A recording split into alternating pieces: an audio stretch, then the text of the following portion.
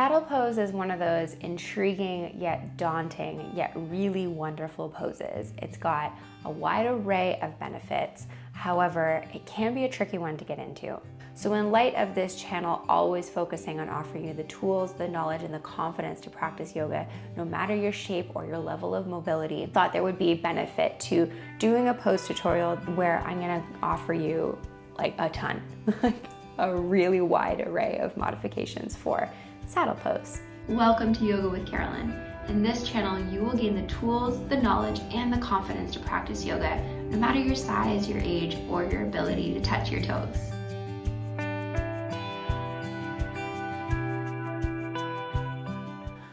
Okay, so we're in prop heaven today.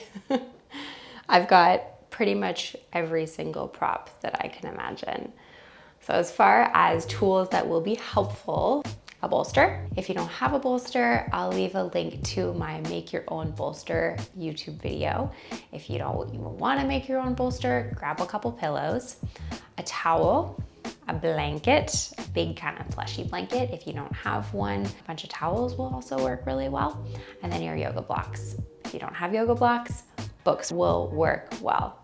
So you don't even need to have any yoga props. You can just use your household item. The one thing that I want to mention before we come into this pose, I talk a lot of talk as far as making yoga accessible, and yoga is for everybody. And yes, I still stick to that and I wholeheartedly believe it. The one thing is that yoga offers you the power to take what you want from it and leave what doesn't serve you. So if you are making your way into the shape today, and even with all of the modifications, all of the variations that I offer, it still doesn't feel like a pose that works for you, who cares? Seriously, who cares? How wonderful and how freeing and how empowering it can be to say, you know what? This right here, this isn't for me. It's not something that serves me. I'm not gonna take it. I'm gonna take these other aspects of the yoga practice that really benefit me and that really help me. Just wanted to give you my little 2 cents on that so that you don't feel discouraged. This practice is still for you even if you make your way through one pose and it doesn't feel like it's for you. So saddle pose. As far as why you would practice saddle pose, what are the benefits of this shape? Your knees, it gives your knees a stretch. It gives the front of your ankles a stretch, your quads, your hip flexors, as well as your low back. So it really focuses on lengthening the front line of your body and your low back. There are sometimes some ways that you can get a front heart stretch depending on one of the variations that we'll do today, but mostly that's what you're going for. So how do we get into it? This is where it starts to get fancy. So as you can see, I started out in this pose here. So seated on my knees, seated on my heels with my hips. Right off the bat, this might not feel comfortable for your knees or your ankles. So in order to address the ankles, this is where your towel is gonna come into play. It might not feel good. As you can see, I've got a really wide stretch to the ankle, right? My ankles are touching the mat. So a rolled up towel might be really helpful to come underneath of the ankles so that then you've got a little bit less of a stark angle. So that's option 1 in regards to focusing on the ankles.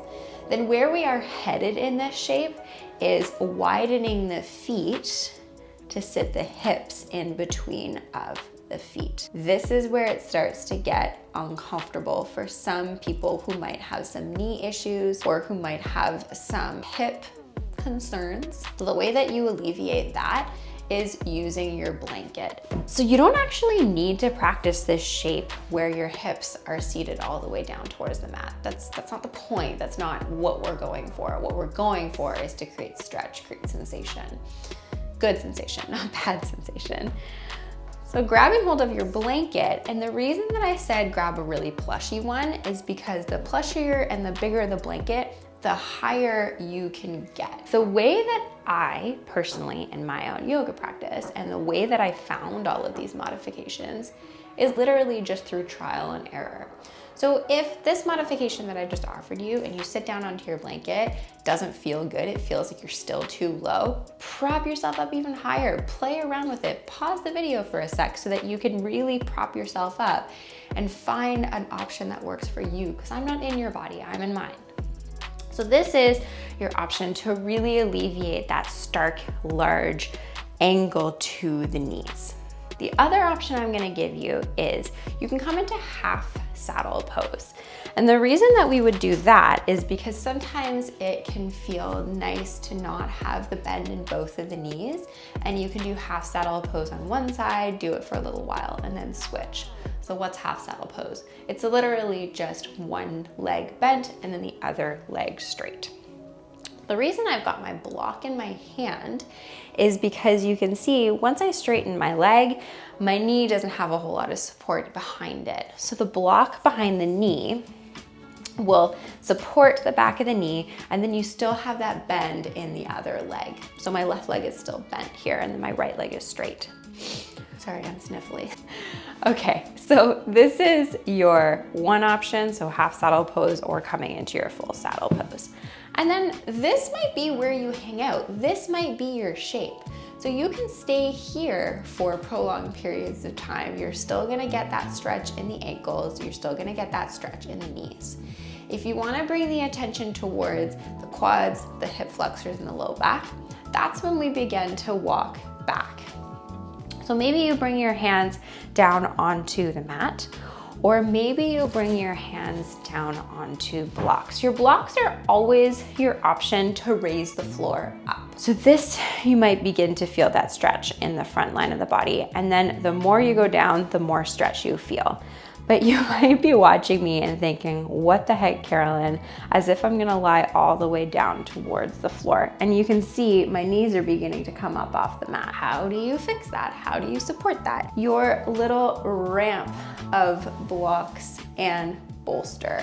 That's how you fix that. So placing your blocks behind you, grabbing hold of your bolster, and then placing your bolster so that it creates a little bit of a ramp. This is in any shape where I want to create a higher support for either the back, so my spine, or my chest, my heart, my belly. This is my little building that I create. Okay, so you've got your towel under your ankles, you've got your blanket underneath of your hips, and you're high if you really need to be quite high to alleviate that pressure on the knees. You're either in your half saddle pose or your full saddle pose with your legs. You're either upright, hands back, or you're coming down onto this little structure that you've created. And then at the beginning of the video, I talked about how you can sometimes get an opening across the heart. So when you come into it where you have your spine supported on this bolster, on this ramp, then the arms come alongside the body, and then this is where you begin to feel some sort of openness across the heart, as well as that back bend. So those are all of your different modifications, your different ways to get into this shape. I will, for those of you who are just new to saddle pose and just want to see what it actually looks like without all of the props. So you've got your knees together, your feet are wide, you're seated in between your feet, and then you lie all the way back down towards the mat.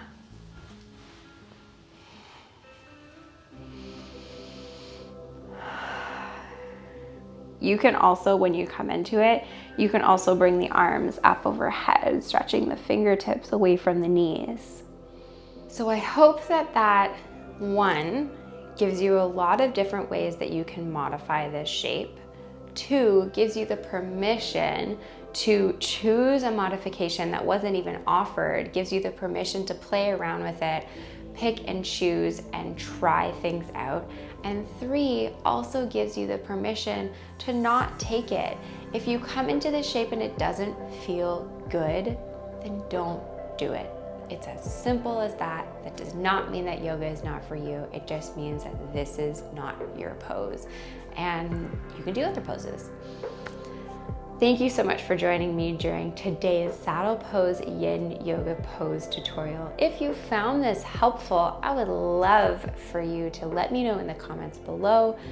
Give the video a thumbs up, become a subscriber if you're not already, and thank you again for joining me. From my heart to yours, namaste.